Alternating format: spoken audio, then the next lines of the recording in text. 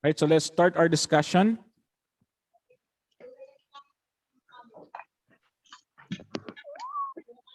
Okay, but first, review muna tayo, no?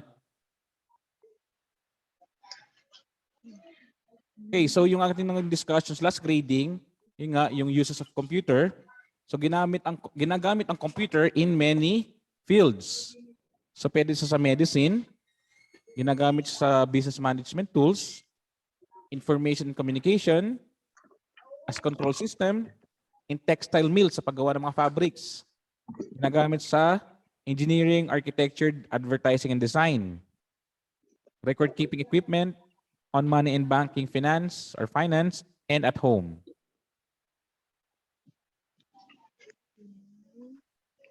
We have the capabilities of computer. Yung capabilities niya, it can perform mathematical operation at high speed and with great precision. So accurate, ano? Mabilis na accurate pa kung sumagot. It can perform repetitive tasks without fatigue and boredom. Magpaulit-ulit man yan ng katrabaho, so hindi siya napapagod, okay? Hindi rin siya naboboard. It can store and recall vast amounts of facts and bits of information. So it can even store even the whole encyclopedia, kaya niyang ma-store sa sa computer. Kayang ma-save. It can process data faster than any other machine designed to perform similar tasks. So ito naman, this one is very similar to the first one. Okay, it can perform at a high speed. Okay, so dito naman it can process data faster than any other machine. And lastly, fifth is it can communicate with the user and any other machine.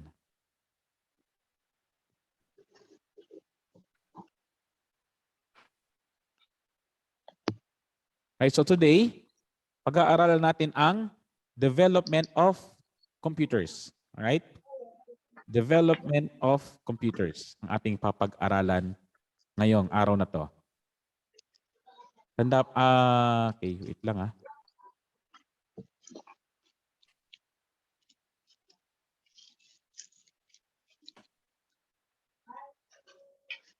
Okay.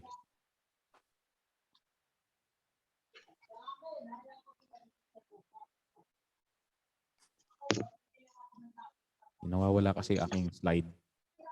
Masunod. Okay. Ito na. So paano nga ba nagsimula ang computers? So I'll be introducing to you some of the people who helped to develop the early computers. No? So ipakikilala ko sa inyo yung ilang mga tao, yung mga inventors. Yan.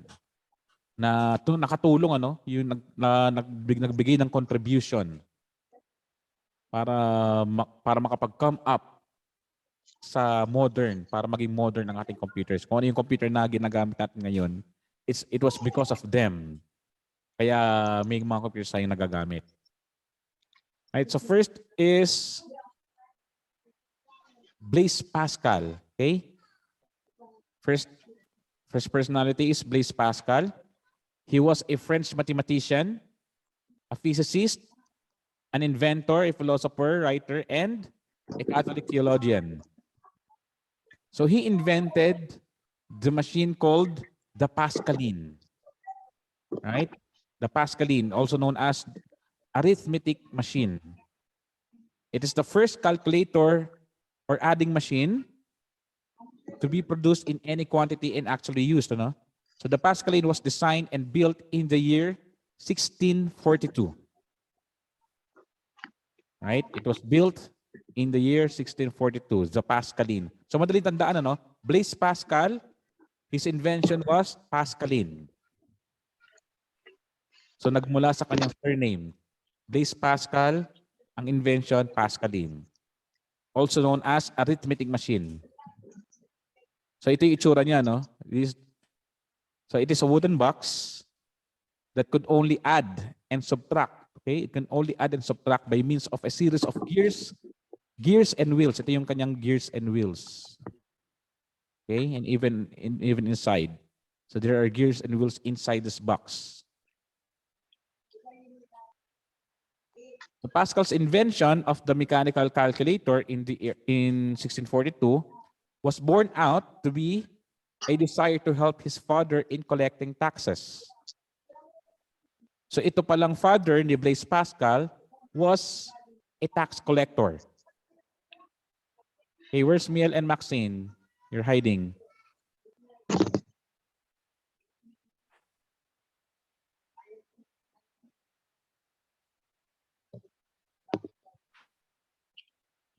Hey, please always activate your camera, no? Medyo na-distract ako eh.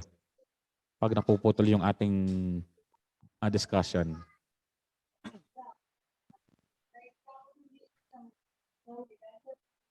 Okay, so once again, as I was saying, the father of Blaise Pascal was a tax collector. And he desired to help his father in collecting taxes. So that's why he invented the arithmetic machine or the Pascaline. So that his father, his father did a lot of computations during his days, ano? Kaya naman, Mr. Blaise Pascal invented a computing machine para makatulong, okay? That will help his father in computing taxes. Okay, so again, this Pascaline can only add and subtract. So yun lang yung kakayanan niya. The capability of his calculator or his machine was only to add and subtract. Right? And then, years passed. Okay, so someone improved, ano? Someone improved the Pascaline. And he is Gottfried Wilhelm Leibniz. Okay? The pronunciation is Gottfried, not Gottfried. Ay, naprito. Okay. Okay, that's Gottfried Wilhelm Leibniz. Leibniz. So, it's a German, ano? Kaya ganun ang pronunciation. Leib. And this one is Nitz. So, mayroong isang T, letter T, Nitz. So he's a German polymath, active as a mathematician, philosopher, scientist, and diplomat. In the year 1673, so kanina, it was 1642. This time, it's 1673. He perfected the what he called Leibniz Calculator. Okay? So this time, it's called Leibniz Calculator. The first one was Pascaline. Right? So in 1671 pa, that he first invented this calculator. And it took him almost 2 years para ma-perfect ito. So 1673, that was the year that he perfected the Leibniz calculator. Right, so the Leibniz calculator, sabi nga, it is the improved version of Pascaline. And it is said to be much superior than the Pascaline, for it could do more than just add and subtract. Okay? So Leibniz calculator is also known as the step reckoner. Okay, step reckoner. It can add, subtract, multiply, divide, and find square roots of number. Kaya siya naging superior, no? Kaya siya naging upgrade ng Pascaline. Kasi Pascaline can only add and subtract. This time, Leibniz calculator can now also multiply, divide, and even find square roots of numbers. Sino nawala? Si Chapo. nawala.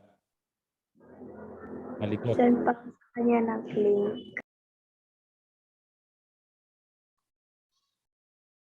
Na may napindot yun.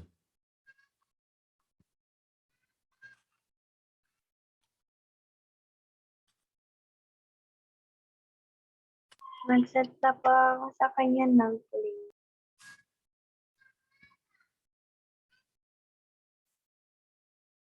Okay, so in-invite ko siya ulit. Alright, so one more feature.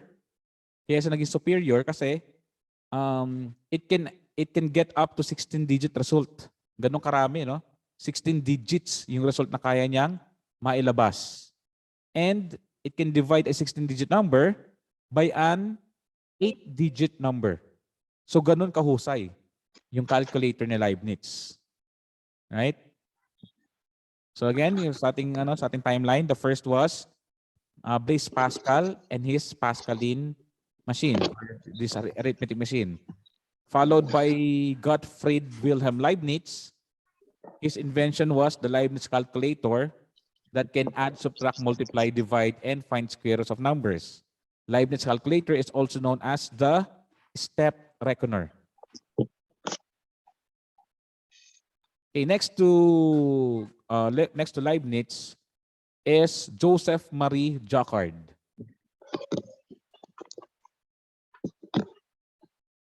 Joseph Marie Jacquard is a French weaver and merchant. Inaalala nyo yung uses of computer, it is used in textile mills. Diba yung textile mills, it weave. Okay, nag-weave yun. Okay? And yung mga weaving machine na to can nakakapag-produce siya ng mga fabrics. Okay, ng mga cloth.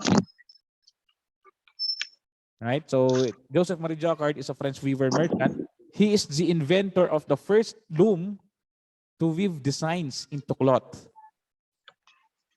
Right? So this Joseph Marie Jacquard, he played an important role in the development of the earliest programmable loom, which in turn played as an important role in the development of other programmable machines such as early version of digital compiler used by IBM to develop the modern day computer. So the day of the first loom, the inventor of the first loom to weave designs is Joseph Marie Jacquard, which eventually helped make computers in the mid-20th century. Okay, so ito yung itsura, no? This is how it looks like, the Jacquard loom. And Maxine, camera please again. This is the second time, okay? This second time that I told you to activate your camera.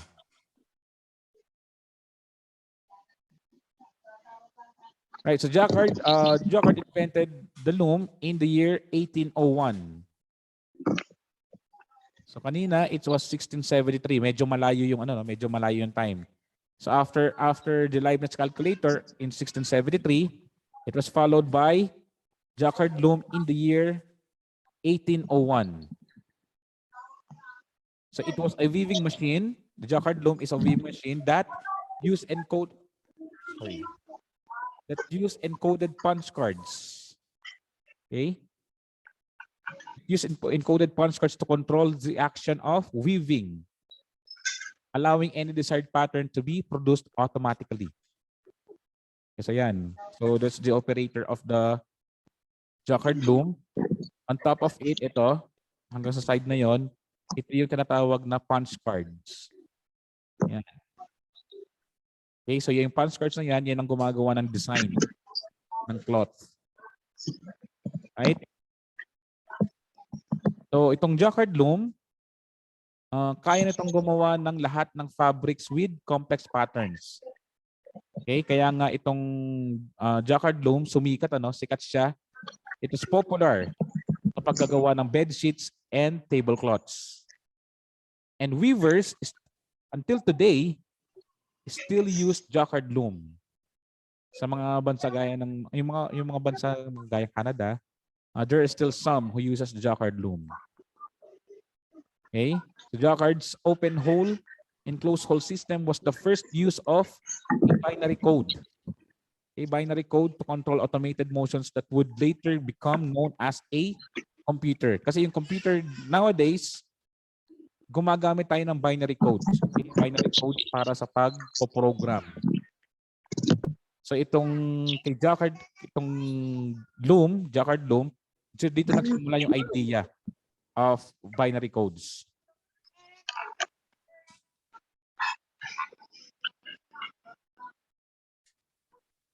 Right, so I'll be showing you this one. So this is an image of the early Jacquard loom. Okay? So this is the actual image.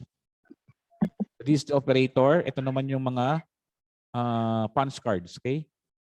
Punch cards na mayroong open hole and closed hole. Right? And ang kaya nitong gawin, this one. So ito yung itsura ng kayang gawin ng Loom. Ng Jacquard Loom. May mga magagandang designs na sila gaya nito.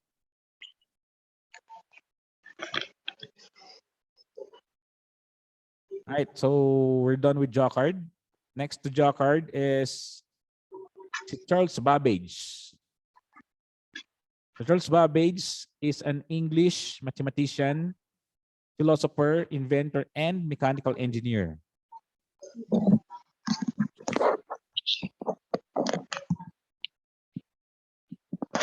Si Charles Babbage, medyo mabigat mabigat yung mga na-imbento niya. Kanina we learned that Jacquard made machine that used binary codes, no?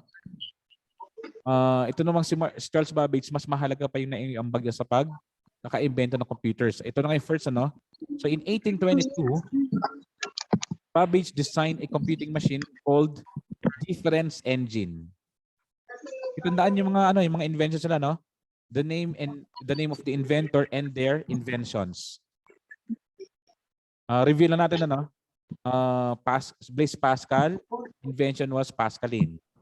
Gottfried Wilhelm Leibniz, ang kanyang invention was the Leibniz Calculator or the step reckoner. Si Joseph Marie Jacquard, ang kanyang invention was the Jacquard Loom. And then ito na nga si Charles Babbage, ang kanyang naging contribution was the invention of the difference engine. The difference engine, this machine was to be used in calculating and printing, okay? Printing simple math problems. Imagine, in the early 1820s, may machine na noon that is capable of computing several sets of numbers and making hard copies.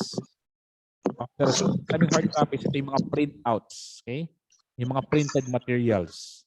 Nakakapag-print na kasi yung difference engine. And then, so yun na, 1822 In 1822, yung difference engine. And then, pagdating ng 1830s, in the year 1837 to be exact, Babbage designed a second computing machine called the Analytical Engine. Okay, so dalawa na. Yung unang naging invention was, ni Babbage was the difference engine. And this time, in-improve niya, in-upgrade niya yung kanyang difference engine, and he came up with this analytical engine. This machine was to be used in calculating complicated problems by following a set of instructions. Okay, just like yung gaya ng kay Jacquard Loom, it also used punch cards and can perform simple conditional operations. So yung naunang machine ni Babbage was the difference engine, ini-upgrade niya. Okay? In-improve, ini-upgrade, and he came up to this analytical engine. Okay? So yun nga, it is a successor to Babbage's difference engine which was a design for a simpler mechanical computer. Okay, during that time, sabi kasi dito, the machine was to be used. Ibig sabihin, hindi pala nagamit. Okay? Hindi nagamit kasi yan eh.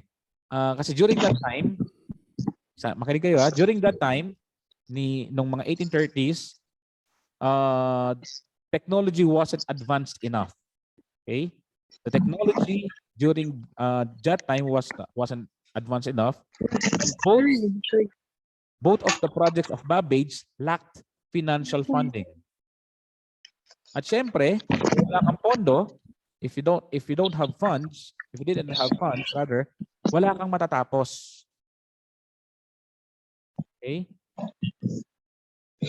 At yun nga ang nangyari. Babbage wasn't able to finish any of his inventions. Okay, but because of his designs and ideas, the computing machines in the 1900s were made. Ibinase sa designs ni Babbage yung mga nagawang computing machines. Yung mga sumunod na after the analytical engine, yung mga sumunod na machines ibinase, ibinase sa design and ideas ni Charles Babbage. Yan. So hindi man niya natapos yung kanyang invention, yung kanyang project, still his ideas and designs got the accreditation. Yan. Right. Kamusta, Maxine? Are you listening? Are you listening? Kasi kanina sayaw ka na ng sayaw dyan. So what are the inventions of Babbage na natapos niya? Ano-ano yung mga machines na na-invento ni Babbage na natapos niyang gawin?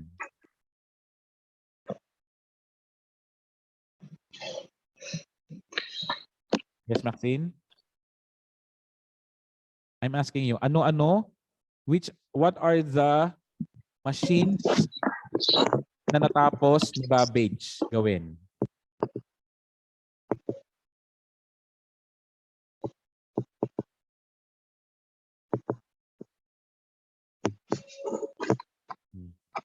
Anyone? Anyone would like to answer? Ano-ano yung mga machines na natapos ni Babbage gawin?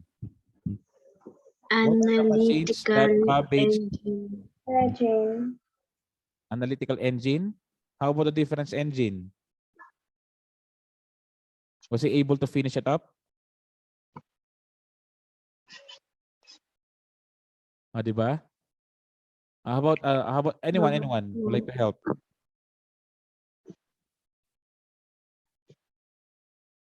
So as I was saying, during that time, during the time of Babbage, the technology wasn't advanced enough and nagkulang siya sa pondo. He lacked financial funding. And that is why hindi niya natapos. Wala siyang natapos sa project. He wasn't able to finish his difference engine. He wasn't able to finish his analytical engine. Right? Walang natapos na project si Babbage. Okay? Yun yung huli ko sinabi. Alright.